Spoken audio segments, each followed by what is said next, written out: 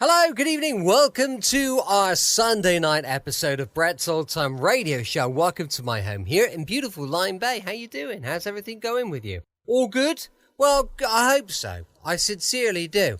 Now, it's a very exciting time because I've got a bunch of copies that have just arrived of our brand new book. It's on Amazon. It's called Sunday Night Mystery. Go and check it out. You'll love it. I know you will. Also, we've got the matching podcast to go with it. Go and check out our podcast, Sunday Night Mystery. And of course, we've got our Patreon supporter page, patreon.com/Sunday Night Mystery. It's all going on. Give it a little look. Thank you for joining me once again for our regular Sunday visit to those dusty studio archives of old-time radio shows right here at my home on the south coast of the United Kingdom. I'm Brett. I'm your host for our Nighttime Podcast. Welcome to another episode. I've got Facebook, Instagram, and YouTube. Those are all called Brett's Old Time Radio Show. If you could give us a follow, well, that'd be just absolutely tickety-boo. Time now for another adventure with the man called X. This one first broadcast on the 16th of October, 1947. It's called Timber Country. Frigidaire presents Herbert Marshall as the man called X. Wherever there is mystery, intrigue, romance, in all the strange and dangerous places of the world, there you will find the man called X.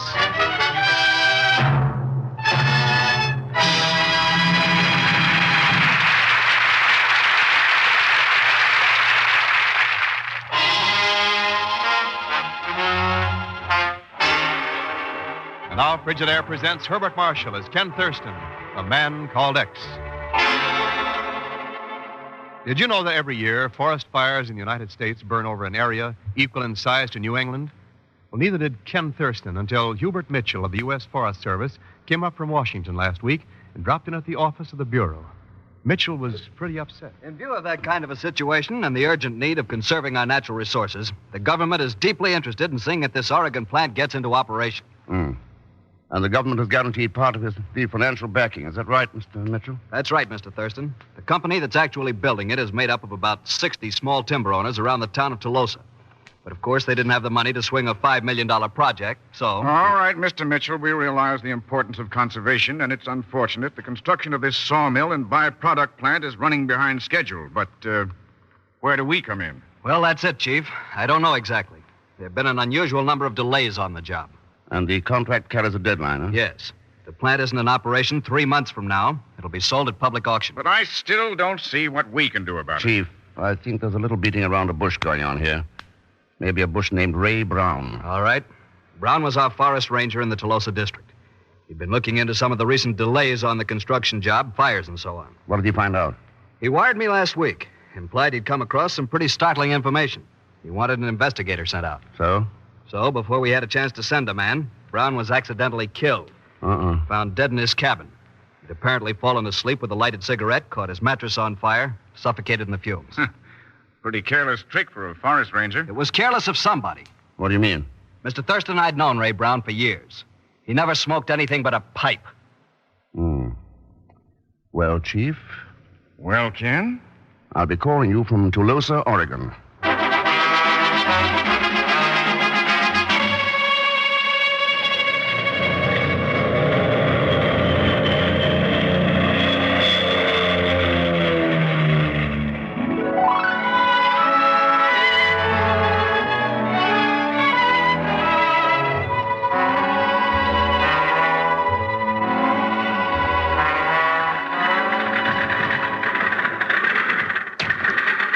Country through here, Mr. Crum. Yep, prettiest scenery this side of the pearly gates. Do you drive down to the junction every day? Nope, meet the train 3 days a week, Mr. Thurston. Run my store up in Tolosa the rest of the time. I see. Not many folks come in on airplanes like you did. They don't, eh? Nope, ain't in that big a hurry to get here. You ain't figuring on going into business here, are you? Oh, no, just gonna have a look at the new plant, that's all. Be quite a sawmill if they ever get it done. Understand they've run into some trouble. Yep, calamities, fires, acts of the Almighty, first one thing and then another. Good thing you're not figuring on going in business, Mr. Thurston. Why so? Not enough business to go around. Ain't hardly enough for me. What do? You close up your store when you go on these trips? Yep, folks will come back. Shut it down another hour every day while I sort out the mail. Oh, you're the postmaster, too? Oh, sure, I have been postmaster Look. Isn't that smoke up ahead there? Yeah. Brush fire. Car parked there side the road. Now, what in tarnation? Somebody's fighting it. Over there by the edge of the trees. That's Gene Fox. He sure can't do much over there. He's on the windward side of it. Lucky it ain't got much of a start yet. Come on, let's give him a hand. Got some shovels here in the back. Here. All right, let's go. This way, Mr. Thurston. Over here, Gene. Let's hit it off here in the draw. Okay, coming over. All right, Mr. Thurston, let's start working on it along here. Just sling dirt, that's all.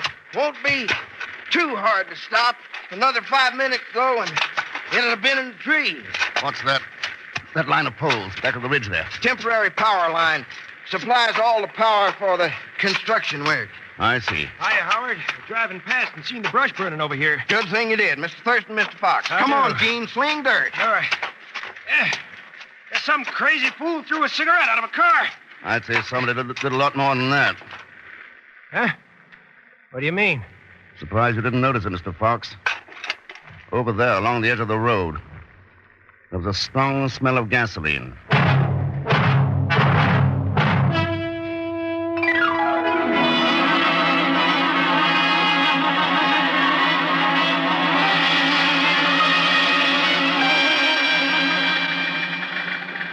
Yep, nothing like a brush fire to show a man he's got muscles he didn't even know about. Yeah.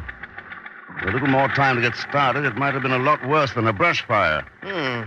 Figured you smelled gasoline, eh? No doubt about it, Mr. Crumb.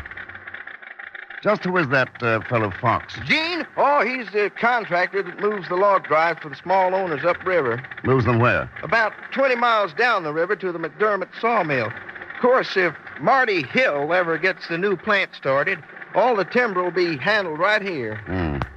And that'll put Fox out of business. Yeah, reckon it will. He probably will get some kind of a job in the new plant. Oh, sure. Yeah. Looks like we got a hitchhiker waving to us up there. Yeah. Station wagon stopped beside the road. Well, can't pass anybody up here in the woods. Bill McDermott. McDermott. Fella that owns that small sawmill down the river I just mentioned. Hiya, Bill. Afternoon, Howard. What might be the chance for a lift into town? Sure, climb in. This is Mr. Thurston and Mr. McDermott. Glad to know you. Very glad you came by, Howard. Was beginning to think I'd be stuck there for the day. Oh, Gene Fox is back down the road. Be along pretty soon. That's so? You can leave me at the garage when we get into town. What was wrong, Mr. McDermott? Motor trouble? Oh, no, just my own carelessness, Mr. Thurston. I simply ran out of gasoline.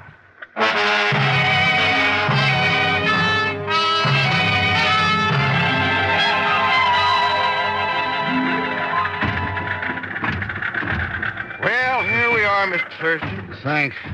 Nice looking place. Best general store in Tolosa. Only one, as a matter of fact. Come on in. Looks like somebody waiting for you on the bench there in front. Must be an out-of-towner. Everybody here knows this is my day to close up. How do you do? Oh, no. I assume you must be the proprietor of this driving establishment? Yep, that's me. My good man, I'm here to save you not only from bankruptcy, but also from... Huh?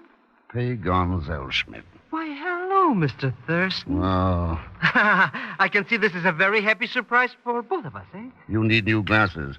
Mr. Crumb, this character goes by the name of Zellschmidt. Better lock the cash drawer. Howdy, Mr. Zellschmidt. Come on inside.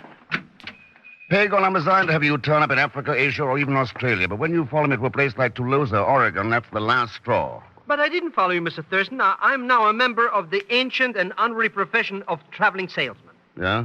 Selling what? The Ahmed Zellschmidt double-headed hatchet. The what? Sure, cuts all, fells all, patent practically applied for. Look. Funny-looking axe. Head on both ends of the handle. Cuts with both ends. Every lumberjack in the woods will want one. All you do is swing it. Pagon, you almost cut your head off. Uncle Ahmed forgot to give me the instructions. Well, Mr. Crumb, thanks for the ride. Now, I think I better look around for a room. The hotel's right next door. I'll show you, Mr. Thurston. I was going to check in there myself, only I didn't have any money. You still don't? Oh. Mr. Crumb, you wouldn't want to buy a gross of this hatchet, would you? A dozen? One little sample, maybe? Oh, well, I didn't think you would. Here's your room key, Mr. Thurston. It's number 16. Best room in the house. Wait, don't tell me that you're the... Yep, I'm the hotel manager, too. Wow. Bye, Mr. Thurston. It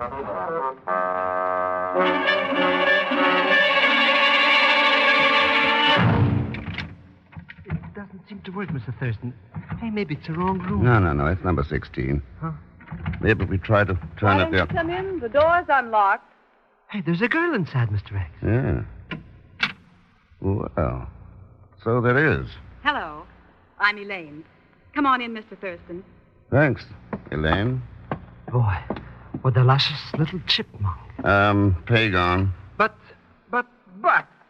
All right, I'm going. You don't have to hit around about it.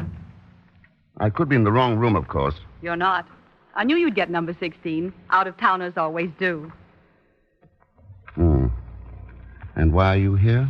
Oh, couple of reasons. For one thing, I wanted to tell you not to believe everything you hear. I seldom believe any of it.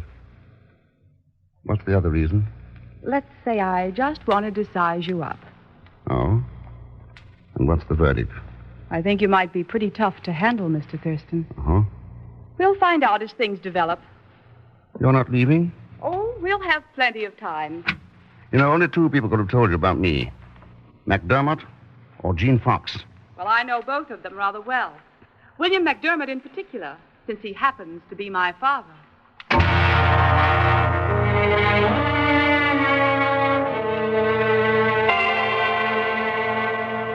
Believe me, Mr. Thurston, we'll certainly cooperate with you Forest Service men in every way possible to get to the bottom of this thing. It's just about got me licked, and I'm willing to admit it. You're in full charge of the construction work? That the setup, Mr. Hill? That's right, and I'll probably run the plant if we ever get it finished. Well, the deadline's still 3 months away, Mr. Hill. A few more of these accidents, and it might as well be 3 years. Suppose you don't finish, and the plant's sold at auction. Who'd be the most likely buyer? Oh, I'd say McDermott. Chances are he'd move the equipment down and set it up in connection with his own mill. The rest of us are in up to our necks already. What's your guess about these accidents, Mr. Hill?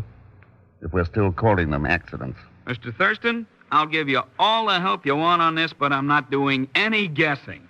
A ranger by the name of Ray Brown made that mistake. Yeah, you may have something there. You happen to know a man named Gene Fox? Oh, sure. Fox is the contractor who takes the log drives down the river. Mr. Thurston. What's the matter, Pagan? A big animal or something's moving around out here in the dark. Maybe it's a bear. What of it? You've got your double-headed axe? Wrong time of the year for a bear to come down this far. Well, suppose we have a look. All right, Pagan. Where's this animal of yours? I think it was over that way. Or maybe this way. I get it all turned around in the country. Wait. Hear something? Yeah. Over to the left. Get down.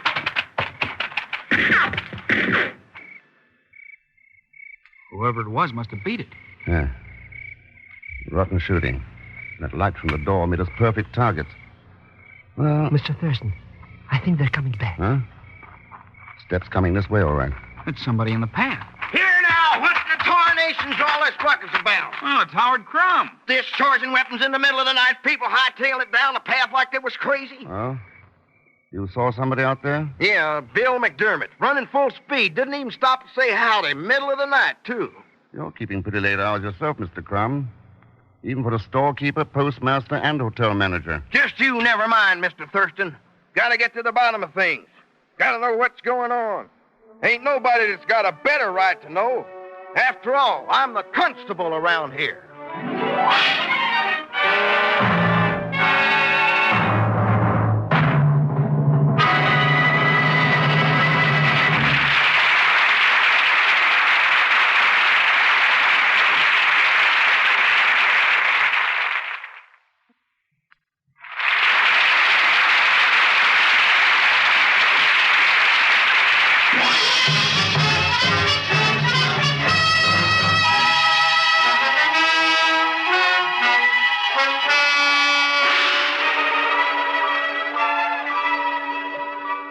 And now to continue with Frigidaire's Man Called X, starring Herbert Marshall. Pagan. Oh, come on, Pagan, wake up. Oh, why, of course, Queen Victoria. I'll be only too glad to be the president of the Bank of England. Oh, Pagan. And I will also... What's the matter, Mr. Thurston? Nothing's the matter, except you've only got 20 minutes to get on the job. Well, in that case, I'd be better. Job? What job? The one I talked Marty Hill into giving you. He's the man in charge of building this new plant, remember? Mr. X, I don't feel so good this morning. I got pains. Pagon, get out of that bed and start moving. I want you to talk to the workmen on the job. Keep your ears open. Find out if they've got any ideas. About who's behind this dirty work? It's Mr. McDermott. He's the one who shot at us last night. Maybe, but if McDermott is in it, he's not in it alone. Then, too, all we have is Howard Crumb's word that McDermott was even around. Oh. Mr. Thurston, when you fixed up this job, I hope you considered my outstanding capability, my numerous talents. I took all that into consideration. Good. Assistant manager maybe at about $200 a week? Pagon, the job pays 90 cents an hour. Digging ditches. Hooray, then I'm... Oh, no!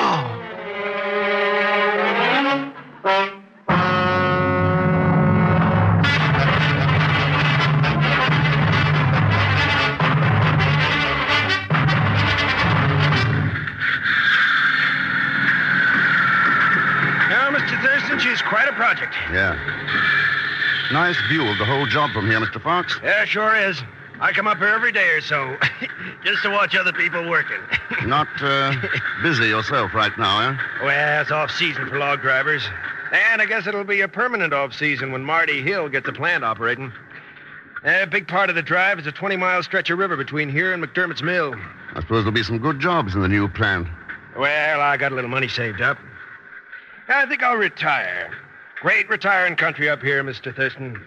Fishing, hunting, you know. Yeah, yes. I did some hunting myself last night. Any luck? Not yet. Morning, Mr. McDermott. Mr. Thurston, Gene. Hi, Bill. Understand you had a little shooting affair last night, Mr. Thurston. Yes, that's right. You should have stuck around. What do you mean, stuck around? They might have had quite a discussion on night hunting, silhouetted targets, and so on.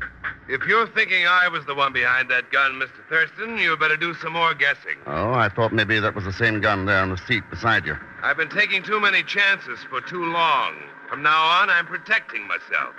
I'd advise you to do the same. Good day. Mr. McDermott, I've never stopped doing exactly that. Yeah, I heard about that shooting last night, Mr. Thurston. You got any ideas? Better than that, Mr. Fox. I'm pretty sure who did it. We are. Hey, Mr. Thurston. Pagon? Not only I work my fingers to the bones, but now I gotta look all over the place for something nobody knows where it is. Have you seen Mr. Hill somewhere? No, Pagon. Matter of fact, I was just going to look for him myself. Reckon you'll find him at the scaling house over the other side of the ravine. You can walk across on the timber slide. It's not in operation yet. Thanks, Mr. Fox. What do you want to see Marty Hill about, Pagon? Everybody says since he's the boss that he's the only one that knows where it is. Well, what is? What the foreman sent me to look for? A left-handed shovel.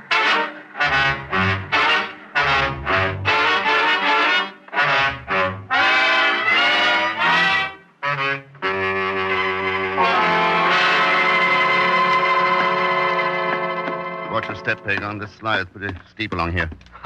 For me, Mr. X, it's nothing. Did I ever tell you about the time my Aunt Tallulah was a tightrope walker in the circus? Yeah, you told me. And she you started to... You told me. Also. Oh, I did? Hey, what is this timber slide we're walking on? Looks like a wooden sidewalk up on stilts. When the plant starts up, the logs will come in at the far end back there, slide across the ravine on this wooden sidewalk, and go on into the plant. Oh. Now, what have you found out so far? Anything? Uh-huh. I'm very glad you asked that. There's one guy down there that claims he... Oh, you mean about this sawmill? Oh, he was talking about a babe he used to know in Sioux City. Great. That's a lot of help. Anyway, it was a very interesting thing. He said... Pagon, listen. Huh? Get over the edge there. Hang on to the brace underneath. Hurry up. Mr. X, what is it? Logs coming down this slide. Hang on.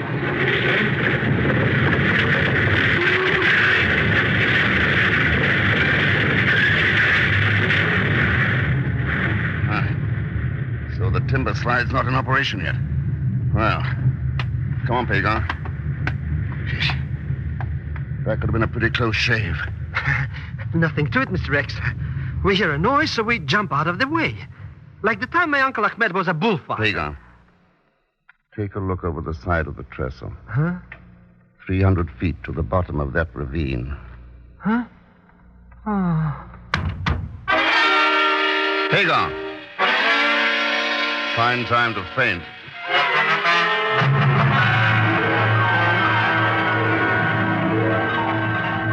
Are you Mr. Thurston? No, as a matter of fact, I was looking for you, Elaine, among other people. Really? How did you happen to know where I was? Oh, I saw you tie your horse over here in the trees. Knew you'd be around somewhere. Been hunting? No, riding. I brought the rifle along in case I ran across anything worth shooting. Anything or anyone? Meaning? That rifle's a little surprising. Judging by the empty cartridges I found, you used a pistol last night. Well, that's quite an interesting opinion. Oh, it's more than that, I'm sure of it. Who are you trying to kill, me or Marty Hill? See that little stump about 75 yards up there at the edge of the path? Oh, nice shooting, Elaine. If I ever shot at anyone, I'd hit them, Ken. You can bet on it. All right. So you meant it as a warning, then. Why? If I did anything like that, it might be because I like you. Maybe, but that's not the reason. I do like you, Ken, a whole lot. That makes it worse. Worse? Oh, Ken, I'm scared. Now, Elaine, Mr. Thurston, are you all right? I was. Uh-huh. I see what you mean. Mr. Schmidt.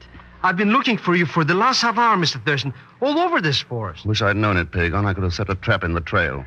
Why aren't you working? Oh, I got fired. I see. How'd you manage it? I wasn't doing anything. That I believe. I was only building a fire to cook some coffee. Trying to keep my body and soul together, you understand? Oh, sure. How should I know those little sticks I used marked the place for some kind of a railroad? Railroad? Uh-huh. Railroad, Pagon. You may have dug up the answer to the whole business. I did? Well, thank you, Mr. Thurston. What did I do? I think it'd be a pretty good idea if we stop beating around the bush, Mr. McDermott. I'm not trying to frame you for anything you're not guilty of. All I want is some information. All right, Mrs. Thurston. What do you want to know? Anything you can tell me about the new railroad. There isn't one yet. Planned to build one over a year ago, even surveyed the route. Then when this new plant came up, they decided to swing the route around and come in from the north. I see. Wonder if you'd mind marking that on this map. Both routes, the old one and the new one. Sure, glad to. It swings up through the canyon, then follows the river. Where do you plan to get timber after the new plant starts operating? Then runs due south. We've got plenty to keep going for years. There. Hope you get this straightened out. I think I'm about to, Mr. McDermott. Thanks. And don't do any prowling up around Tolosa tonight. This time the gun might be pointed the other way.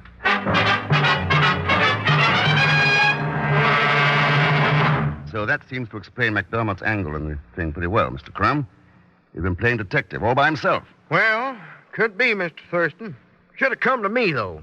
He's too hard-headed, and he knew that sooner or later he'd be suspected. That doesn't explain that daughter of his, you know. She doesn't need any explaining. Boy, what a dish. Mr. Crumb, is Gene Fox one of the timber owners? Nope, you used to be. Sold out a year or so ago. Guess Gene's retired, you might say. Don't do much of anything. It's got the right idea. How about you, Mr. Crumb? Do you own any timberland around here? Well, little pieces here and there. Nothing to speak of. Oh, even a small tract might be a lot of trouble for a man with as many jobs as you've got. Don't run them myself, Mr. Thurston. Got them leased out. I see. Well, the way things stand now, all I need is one more answer. Got any idea where to get it? I think so, at the plant construction office. Guess nobody's over there this time of night. Oh, Marty Hill's probably there. He works pretty late. Suppose we go over and find out. Well, I don't know. I got a lot of things to do. What things, Mr. Crumb? The store's closed, post office closed. Nobody wants a hotel room. Well, I ought to do some work on the book. They'll keep. Come on, Mr. Crumb. Let's go look for that last answer.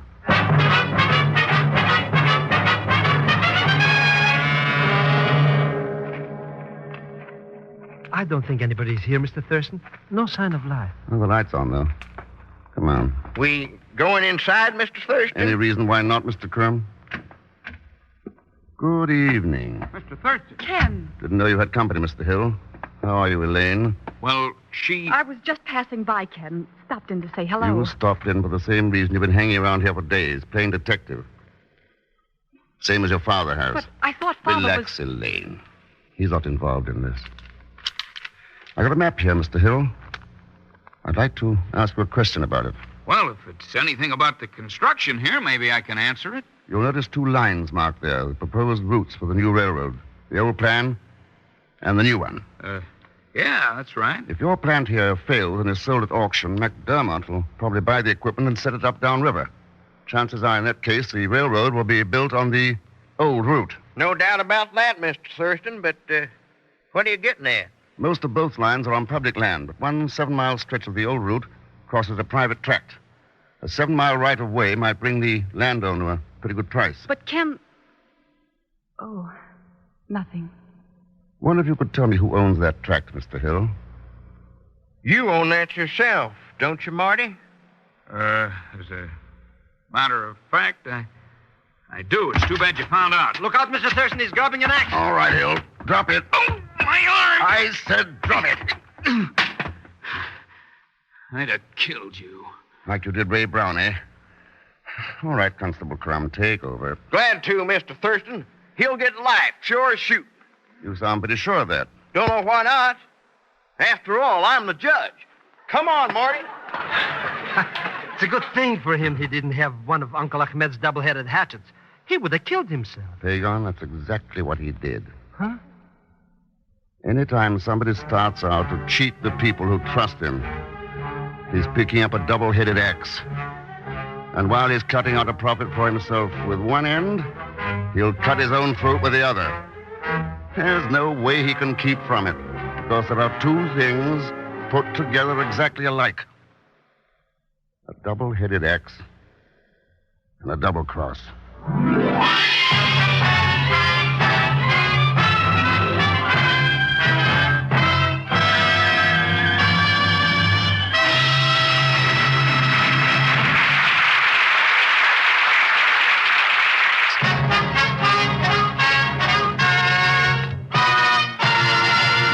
Our Frigidaire star, Herbert Marshall. Let me remind you of something. That everybody benefits when everybody gives to the community fund. Make your contribution now and make it generous. The money you give comes right back to you because the community fund helps make your hometown a better town for you and for everybody in it. Now, thanks for listening, and I'm sure you'll want to hear next week's story called No Greater Evil. For it's packed with suspense and thrill, so I think you'll enjoy it. As usual, Leon Belasco will be along as Pagon Zellschmidt. So join us, won't you, when next I return as The Man Called X. Good night.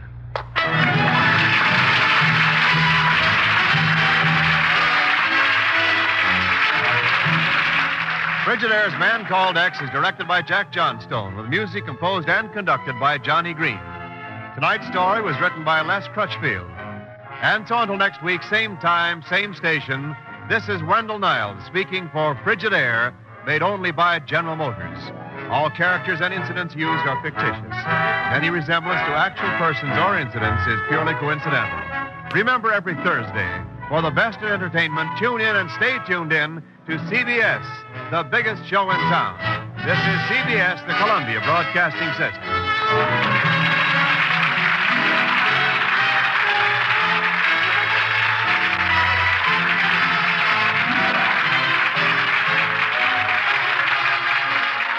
Welcome back. Hope you enjoyed our latest adventure with The Man Called X. And don't forget, we'll be back tomorrow with comedy, with Hancock's Half Hour going live at 5 p.m. GMT. Now, as I mentioned earlier, we've got a supporter page, patreon.com/Sunday Night Mystery. Go and take a little look. Thanks for listening. I'll be with you 7 days a week, each and every week. And I'll see you tomorrow on Brett's Old Time Radio Show. Love you. Bye.